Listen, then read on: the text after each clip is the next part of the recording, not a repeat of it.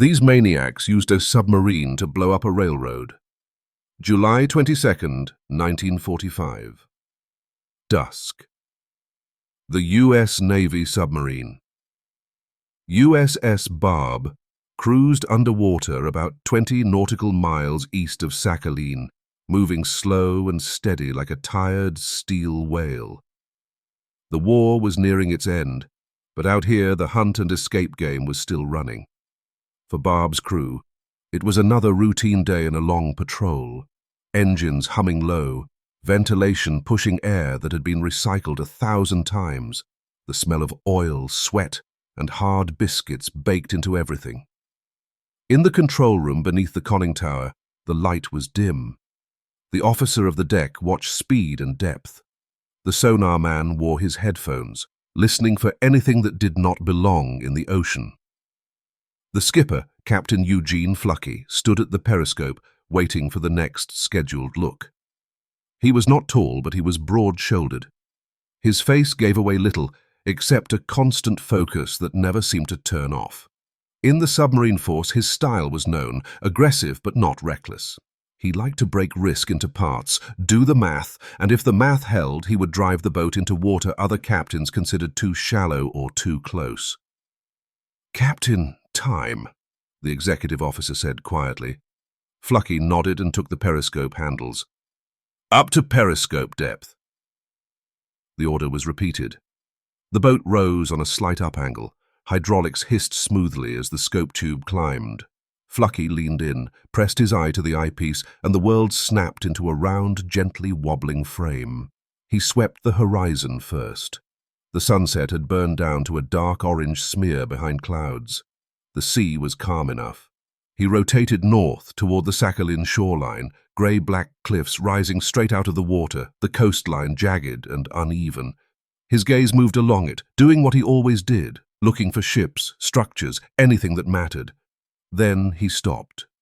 At the base of the cliffs, tight against the white line where waves broke, there was a clean, man-made line, a railroad. In the fading light, the rails caught a faint glint like two straightened cold wires. While he watched, a train eased into view from the right, so small it looked like a toy. The engine threw a bright puff of white steam and dragged a string of dark freight cars behind it. It crawled along the coast, close enough to the water that a hard wave could have splashed the wheels. Flucky did not move. He adjusted focus and zoomed in. It was a freight train, and it looked loaded.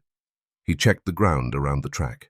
No obvious bunkers, no wire, no heavy fortifications. The railroad simply lay exposed in the narrow strip of broken rock between cliff and sea. He followed the train with the scope until it slid behind a rock outcrop and vanished. He held the position and watched for 2 more full minutes. Wind drove spray up from the surf. Nothing else happened.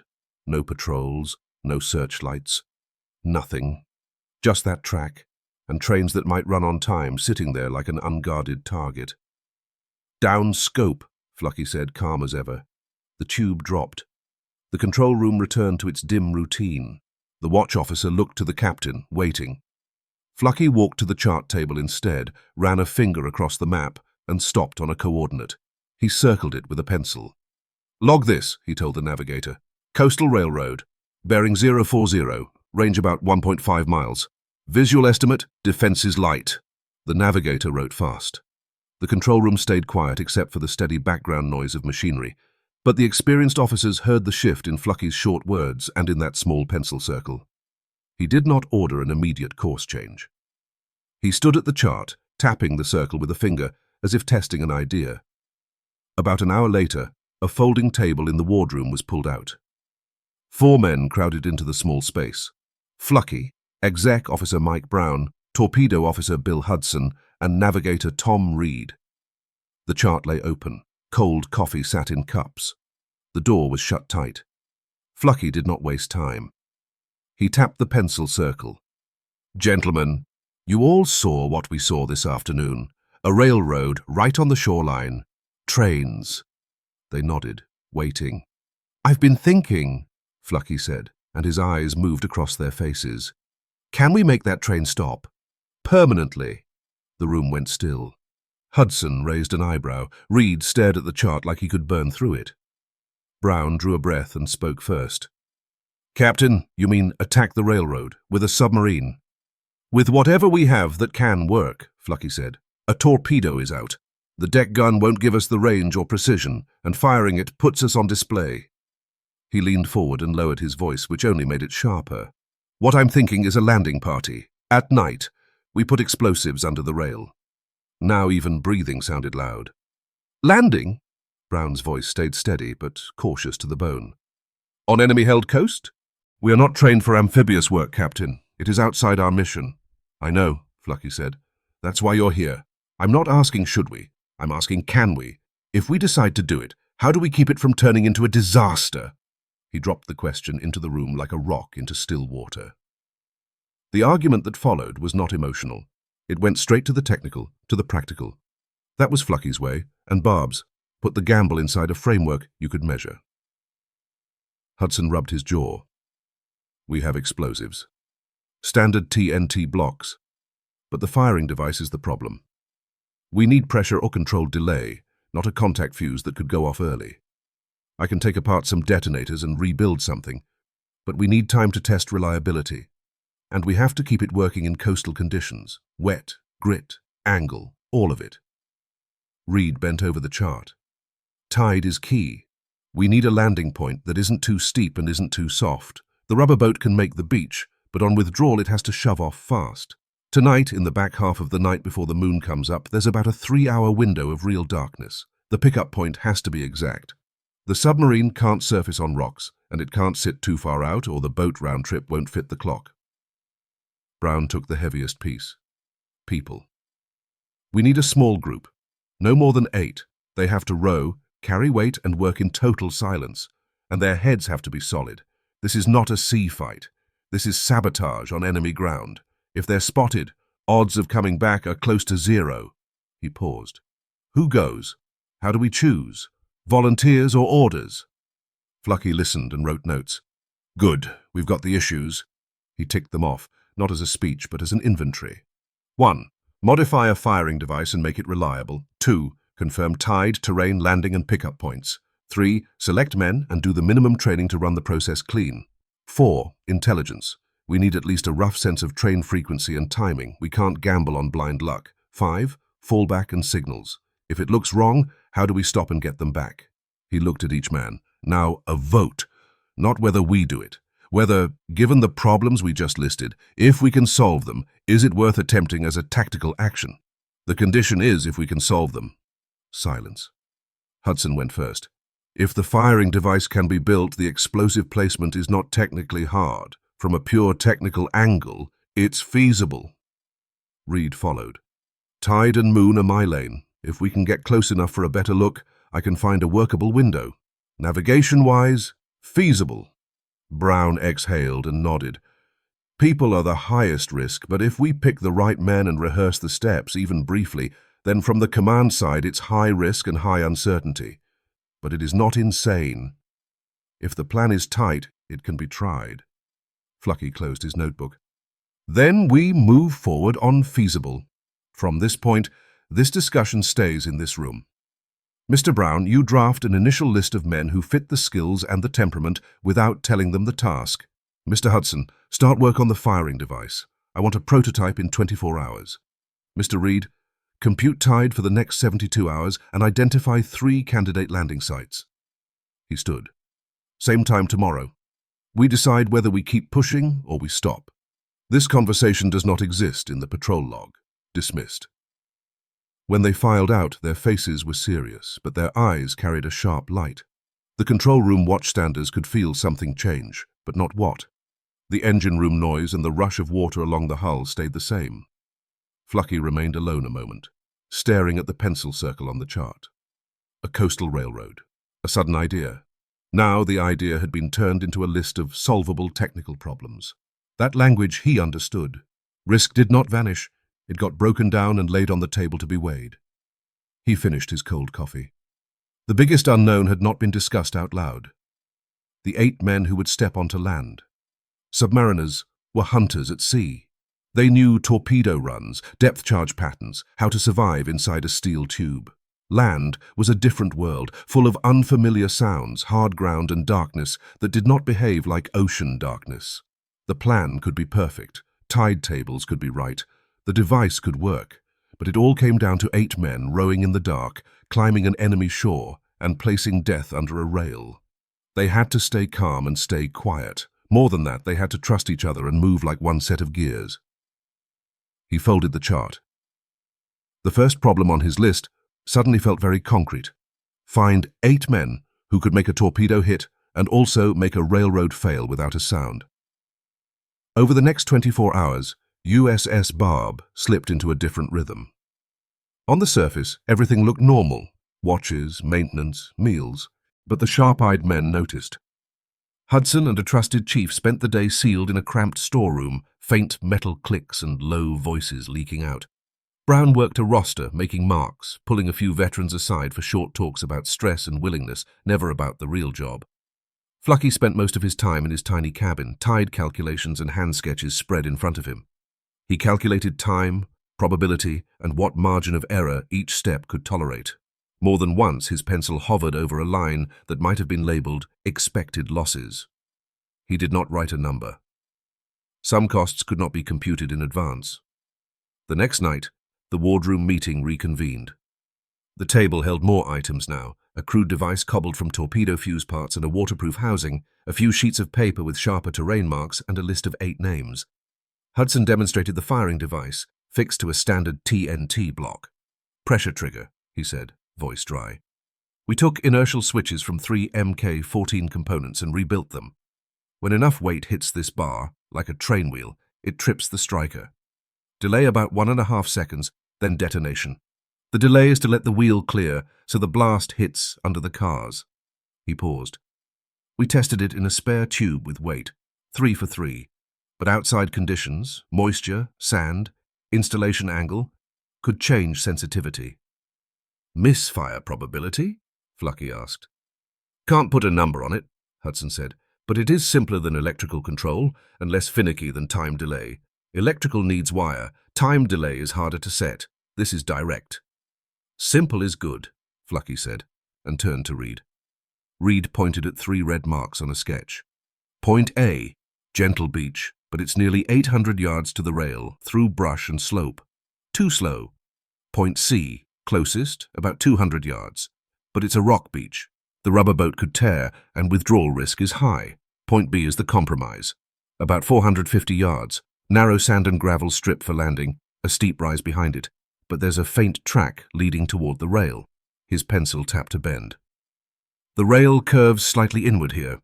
From the sea, there's a partial blind spot. Tonight, from 1 to 4 in the morning, tide is coming in, and the moon angle is low. Most of the coast sits in shadow. Best window." Brown slid the list forward. 8 names with short notes. Skills, age, number of patrols. 1 name was circled. Paul Miller, torpedoman, 23, 3 patrols. Note, steady hands, strong scores, quiet. Another was Jackson, a 40-year-old senior chief, pre-war construction foreman. Note, practical skills, calm. "Talk to them?" Flucky asked. "Per your order, only willingness and how they handle pressure," Brown said. "No details. All 8 said they'd take a special job. Jackson likely guessed, but he didn't ask."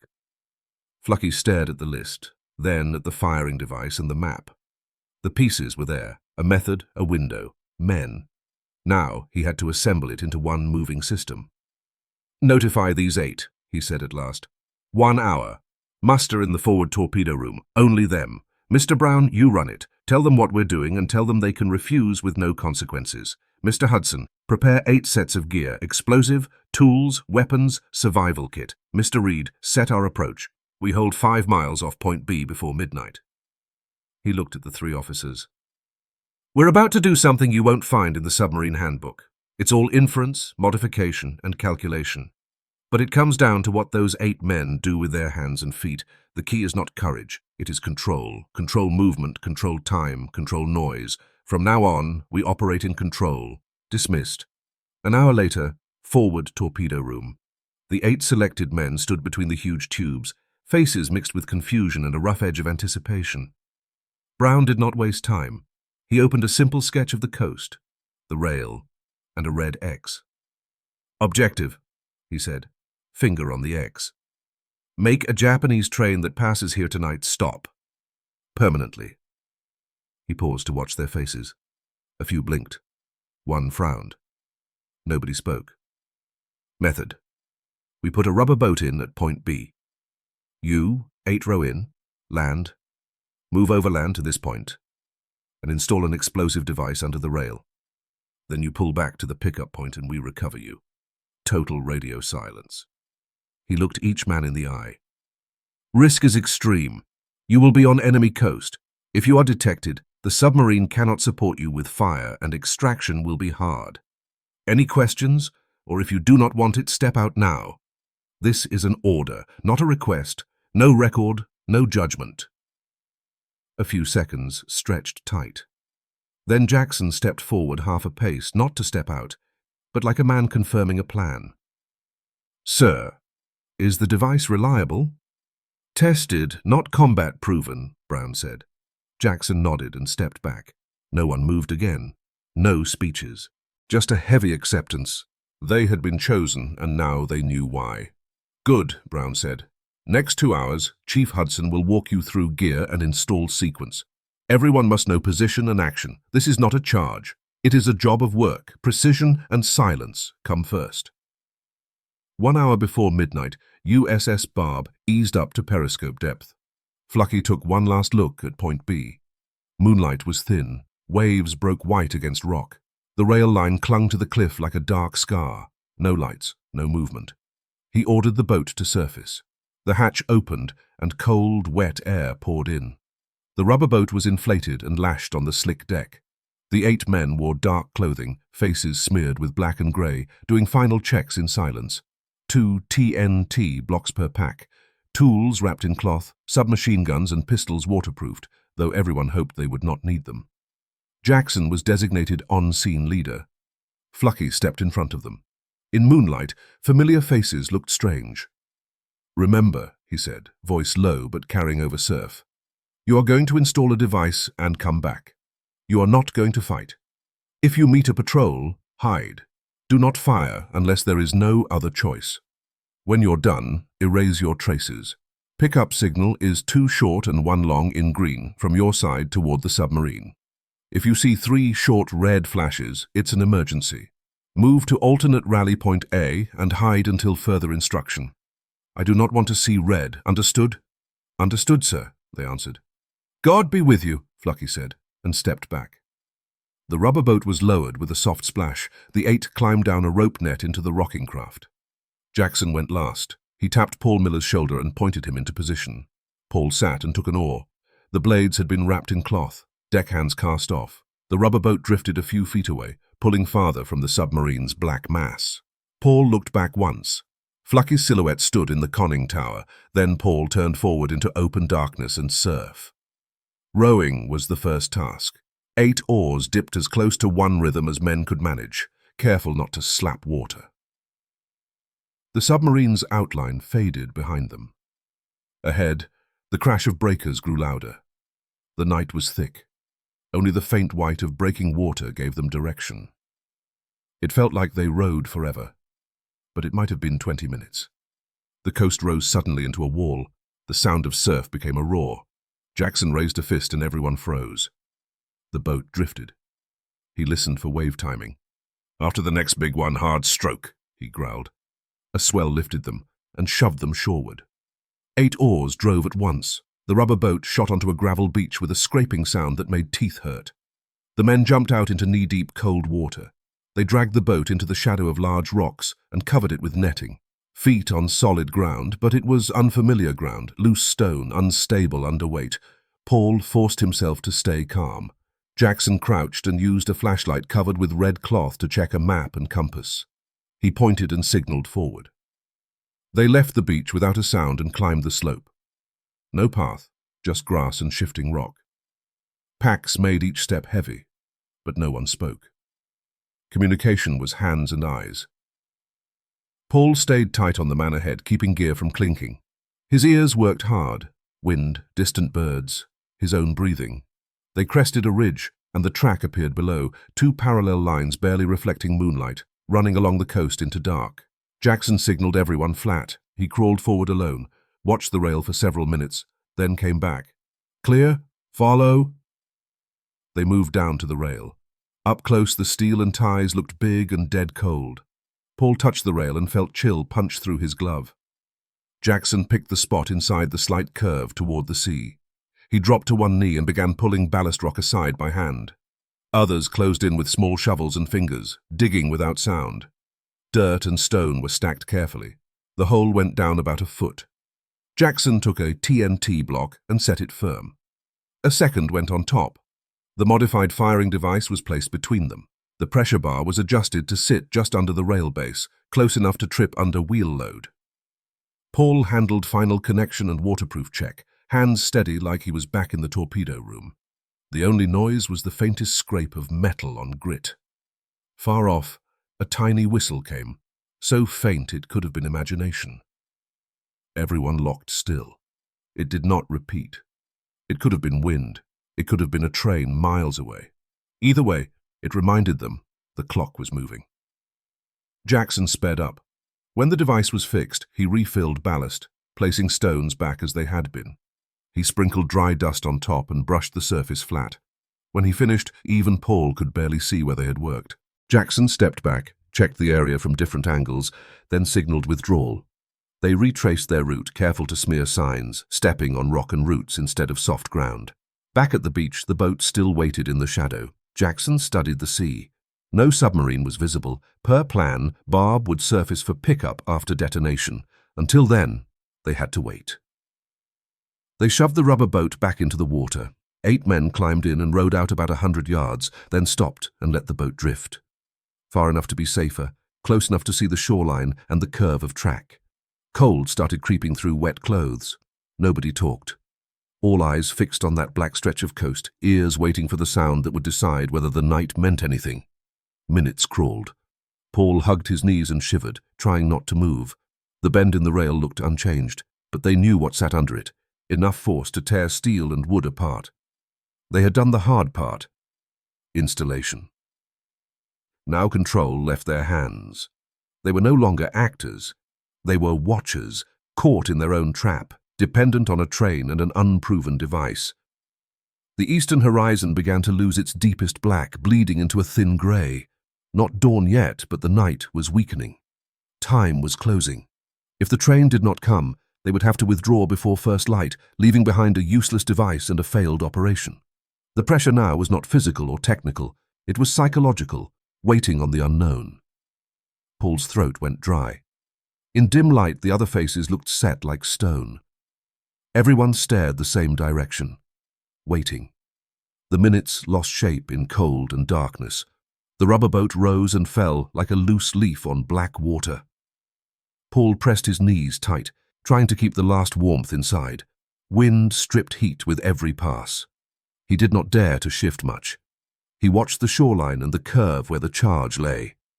Jackson crouched at the bow like a statue. Only his eyes moved, scanning sea and sky. A veteran at the stern held a submachine gun across his knees, finger outside the trigger guard. No one spoke. All their effort went into listening and enduring. Paul's watch ticks looked bright and slow. His mind ran loops. What if the firing device soaked? What if the ballast looked wrong? What if a track worker checked early?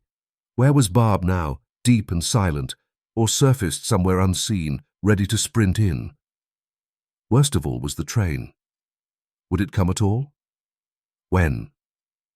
They had set a trap without knowing when the prey would walk into it. Then the sound came. It started as vibration, low and deep, more felt than heard, traveling through water and hull like distant thunder underground.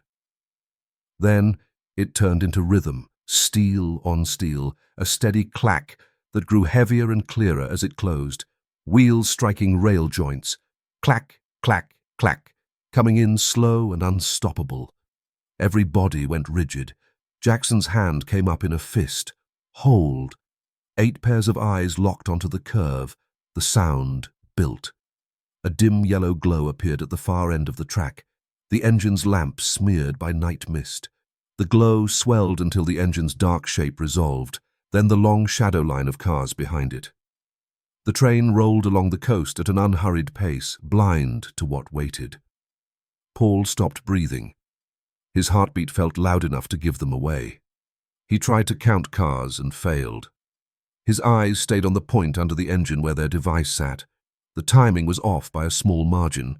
The train was later than expected, but still inside the window. Jackson did not move, like he was counting in his head. As the engine's front wheels reached the curve, Jackson's lips moved without sound, like a man saying a number. The wheels crossed the hidden point. Nothing happened. Paul's heart dropped hard. Misfire, failure, discovery. Cold dread flooded him. Then the earth coughed. A muffled blast erupted under the rail, not a sky-splitting roar at first, but a heavy thump smothered by dirt and rock. A moment later, fire and smoke bulged up as ballast and steel flew. Orange light ripped the darkness open and showed twisted rail, exploding stone, and the engine lurching up and sideways. Then the full sound arrived, a deep, brutal boom. Shockwave hit across the water. The rubber boat jumped. Firelight faded fast under thick black smoke, but the noise did not stop. Metal screamed as it tore and bent. Wooden cars slammed and splintered. Heavy loads toppled and rolled with a grinding crash. The engine's lamp went out. Small fires caught in debris, flickering and outlining chaos. It worked. Paul's mind flashed with the word unreal and dizzy. There was no time to stare. Jackson spun and barked low, "Signal, now!" The man at the stern grabbed a green-lensed flashlight and fired the code toward the prearranged direction. Short, short, long. He repeated it. All eyes swung to the empty sea. The blast on shore was obvious. They had to move before patrols or blind fire found them.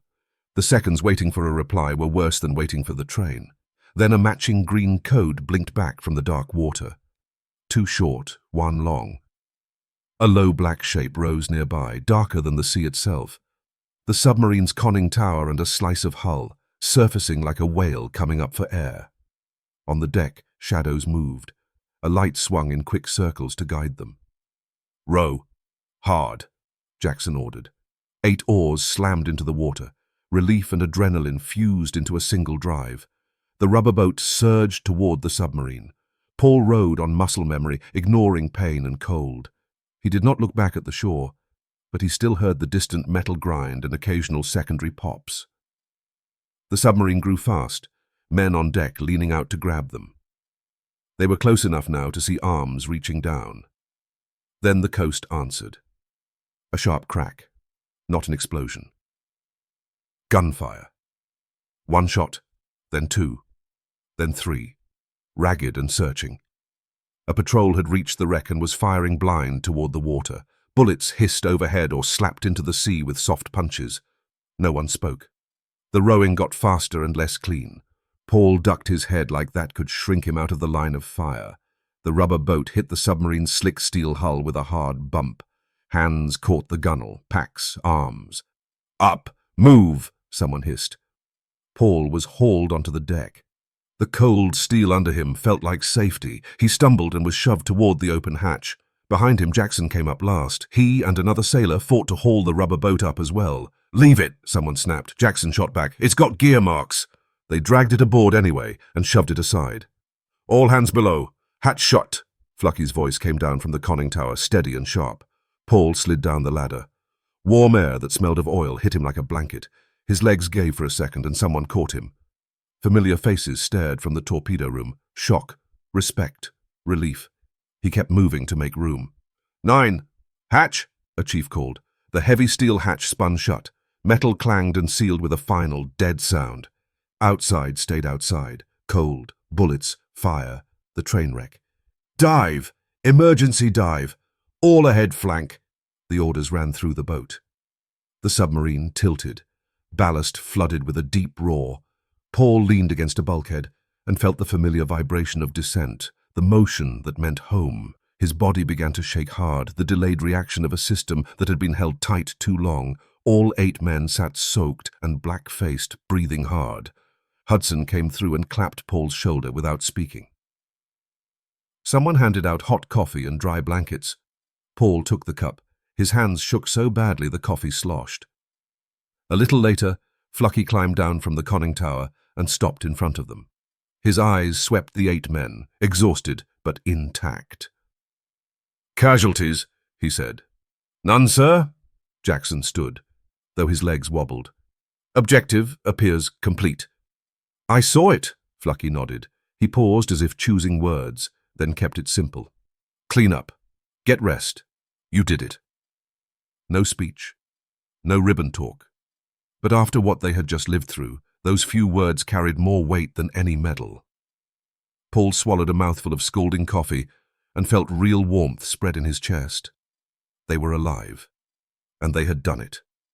Deep underwater, USS Barb turned for open sea. Inside, routine gradually reasserted itself, but a restrained charge ran through the boat. Word traveled fast. Men had gone ashore, blown up a train, and all came back. It sounded more unbelievable than sinking a freighter. A few days later, Barb returned to the Midway base for resupply.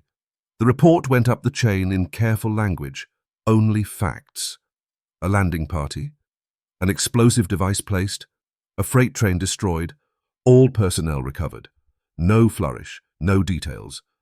Battle damage assessment stayed vague. A freight train and cargo destroyed, exact tally unknown. Inside the submarine, the action left a deeper mark. It became a quiet legend. Later, someone suggested marking the battle flag with a small train engine symbol alongside the rising sun flags that represented ships sunk. It was not an official marking, but it appeared anyway, a small, silent memorial. For Paul Miller and the others, the war ended a few months later. They returned to civilian life. But some things never went back to normal. They knew they had done something outside the textbook. They had taken the logic of sea combat and forced it onto a strip of rail. They had relied not on reckless bravery, but on risk broken into parts, on skills drilled into muscle, and on absolute trust. Years later, when people talked about USS Barb's legend, the train kill story always came up, told with the tone of myth. The men who were there knew what sat beneath the myth. Tide windows calculated cold, a rough pressure fuse rebuilt from spare parts, silent digging in the dark, waiting in freezing water, bullets snapping over the surface, and the decisive sound of the hatch slamming shut. That sound was the real end of the operation. It meant the risk stayed outside, and the men were back inside. It proved that even an absurd tactical idea could be made real if you broke it into steps you could control and execute. Sometimes bold is not charging into gunfire. Sometimes bold is doing precise work in total silence, getting it right the first time, and slipping back into the sea. The border of war was never only a line on a map. It was also the limit of imagination, the limit of what people believed could be done. That night, off the cold coast of Sakhalin, USS Barb, and 8 submariners pushed that border outward quietly, by a small but measurable distance.